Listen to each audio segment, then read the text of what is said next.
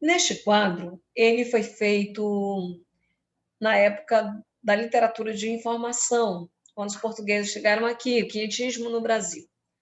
Então, nós temos aqui quinhentismo no Brasil.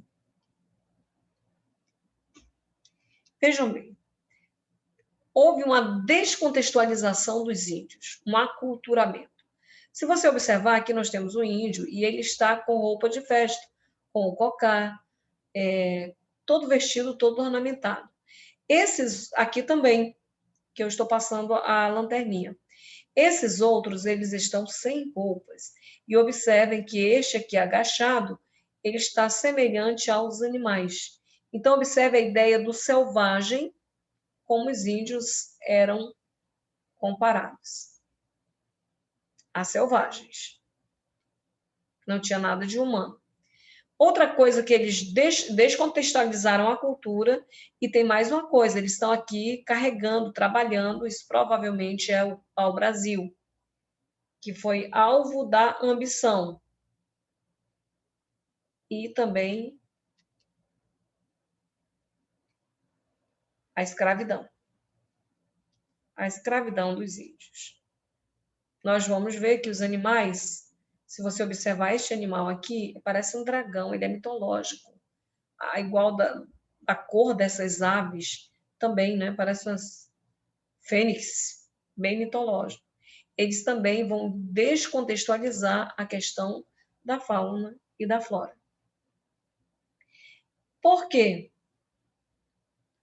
Nós vamos ter, neste primeiro momento, a visão do que é o Brasil, mas é uma visão deturpada.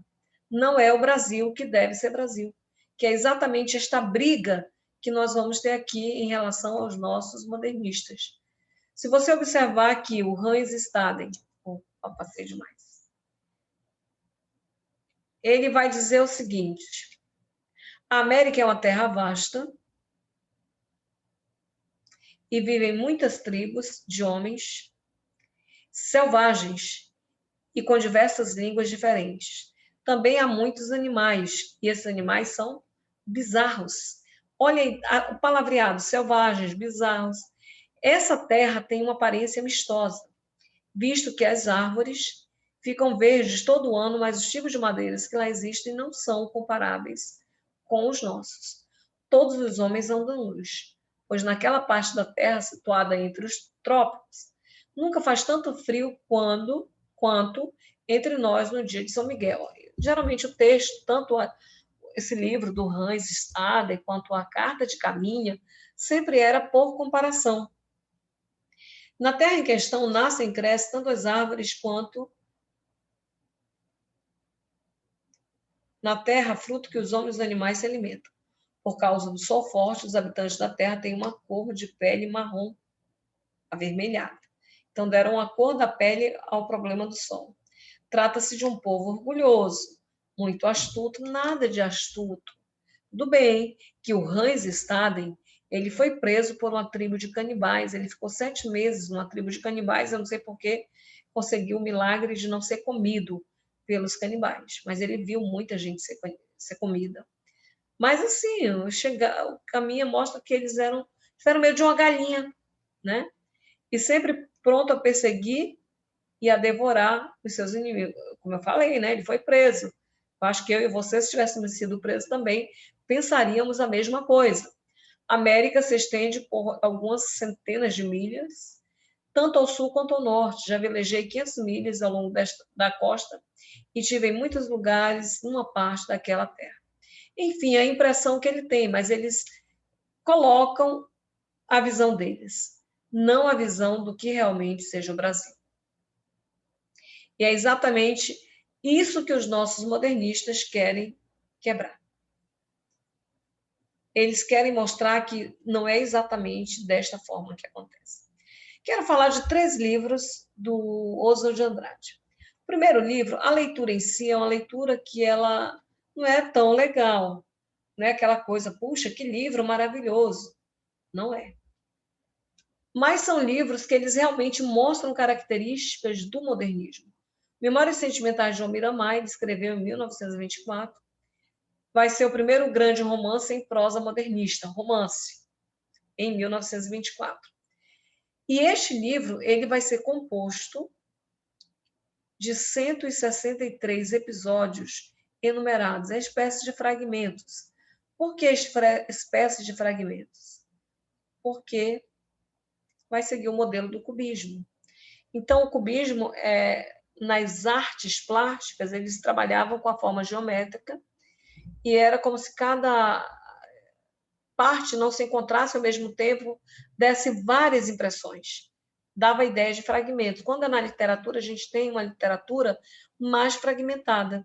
A prosa vai ser isso. Então, quando você lê o livro, parece que o livro não tem sentido. São 163 capítulos que vai seguir toda a infância e vida do João Miramar. É uma espécie de biografia do Oswald de Andrade e que você aparentemente não encontra sentido, né? Mas com uma insistência dá para ver. Então tem a infância, né, e a adolescência dele, em que ele é muito católico, mas que chega um momento que ele se rebela contra Deus. Tem a viagem à Europa, que é inclusive igual ao do Oswald de Andrade, mas quando ele retorna, a mãe dele morre. Nessa viagem à Europa, ele conhece essa atriz, que é a Roncombola, Madame Roncombola, que é chamada de Roland. Olha, sempre há uma ideia obscena por trás da obra do Oswald de Andrade, tá? Não é inocente esse nome, não. Não é. Sempre tem.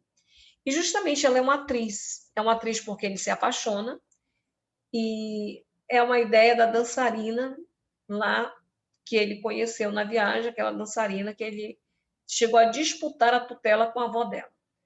Quando ele volta ao Brasil, ele casa com a Célia, que era a prima dele, e foi um casamento de interesse, porque bem a gosto burguês, que nós temos aqui, esse livro é uma crítica ao casamento burguês, que havia esse jogo de interesse. Né? Sempre as famílias quatrocentonas, tradicionais, elas casavam os filhos para manter a tradição.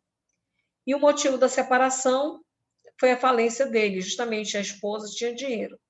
Mas ela morre. Mas antes disso, chegam a ter uma filha, que é a Céliazinha. E ele não se importa com ela. Por quê? Ele se separa, mas porque ele também volta a ficar com essa Madame Rocambole que ele conhece na viagem. Quando ela volta ao Brasil, ele chega a patrocinar toda a equipe de teatro dela. Mas depois ela vai deixá-lo, ele fica sozinho e ele vai para a falência, tudo mais. É quando a Célia morre, e depois que ela morre, ele volta a se interessar pela filha, que é justamente aqui, o pai só se interessa pela filha depois da morte da mulher, porque justamente envolve dinheiro. E no final ele vai terminar ali cuidando da filha. Então, Miramar, ele é avesso às coisas brasileiras, é fascinada pelo estrangeiro, que era protótipo do brasileiro na época, eu digo que ainda hoje. Nós temos um livro que é Memórias Sentimentais de João Miramar, e ele mesmo redige as memórias. Então, essa ideia de ser fragmentado dá uma ideia de estilo filme. Era a época do cinema, era a época da tecnologia. Então, os capítulos pequenos, fragmentados, era para dar a ideia de causar na retina a mesma coisa da fita de cinema, que passava bem rápido e produzia movimento. No livro, mistura prosa e poesia. É uma mistura, é uma carnavalização, que é próprio do modernismo nesta fase. Temos uma sátira, uma crise, uma crítica às classes sociais. Gente, é uma história banal.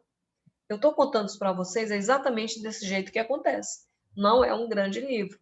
É um livro que é uma história banal, boba. Exatamente isso. Tem lá a sua importância de ser a primeira grande romance modernista. E a temática central é o apego ao dinheiro, que justamente o pai só se interessa pela filha depois que ele está falido, que a mulher morre, porque ele vai receber a herança juntamente com a filha. Na próxima aula, nós vamos continuar com as duas últimas obras que eu vou comentar de Oswald de Andrade.